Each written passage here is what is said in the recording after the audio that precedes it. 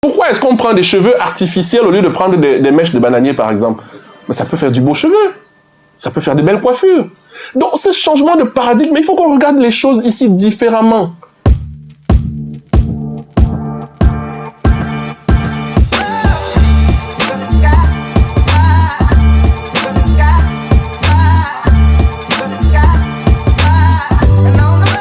L'industrie du cinéma, le cinéma, ce n'est qu'un des sous-secteurs des industries culturelles et créatives. Il y en a une vingtaine. Emploie 3 fois plus de personnes que la fonction publique camerounaise. La fonction publique camerounaise emploie entre 300 000 et 320 000 personnes environ.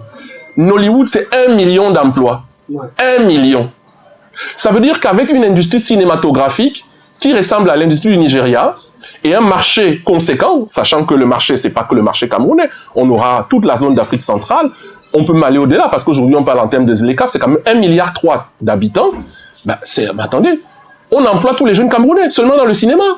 Seulement dans le cinéma. Voilà un chiffre.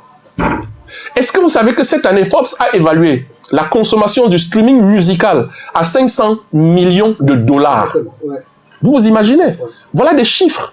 Si vous prenez le droit d'auteur, quelque chose dont on parle tous les jours, le droit d'auteur, c'est le premier revenu de l'artiste. Pourquoi? Parce que le droit d'auteur est lié à la création. Du moment qu'il y a une création qui existe, vous faites une chanson, ça peut être votre chanson, dans la douche, vous prenez votre téléphone, vous mimez quelque chose, et puis ça devient le tube du siècle. C'est votre création, elle vous appartient, vous avez le droit moral dessus. Et le droit patrimonial est lié dès le moment de la création. Vous prenez, je dis n'importe quoi, un pinceau ou un crayon, vous crayonnez quelque chose, ça devient le tableau du siècle. C'est votre propriété. Donc c'est lié à cela. Mais comment gérer le droit d'auteur au Cameroun? Mais c'est une nébuleuse. On commence à observer. On observe, on veut se convaincre par les faits. On veut se convaincre par les choses concrètes.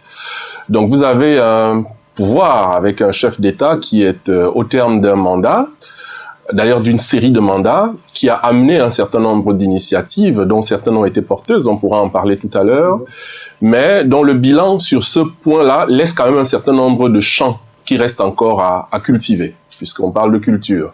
Et donc c'est une opportunité pour lui, s'il est reconduit, éventuellement pour les 11, bon, désormais ils ne sont plus que 10, éventuellement pour les 9 autres, s'il n'y a pas de ralliement encore d'ici le 12 octobre, à pouvoir repartir.